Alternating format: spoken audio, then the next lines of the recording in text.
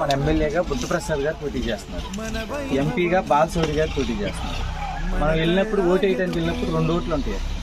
First vote MP గారు, ఇది వేస్తే గాజు గ్లాస్ గుర్తుకేయాలి. తర్వాత 2వ ఓటు మళ్ళీ బుద్ధప్రసాద్ గారు, ఇది కూడా గాజు గ్లాస్. 2 ఓట్లు కూడా గాజు గ్లాస్ గుర్తుని గుర్తుపెట్టుకోండి. అసెంబ్లీ అభ్యర్థిగా మండలి బుద్ధప్రసాద్ గారు, పార్లమెంట్ అభ్యర్థిగా ఎంపీగా బాలశౌరి గారు. విజయ్ భవ విజయ్ భవ విజయ్ భవ.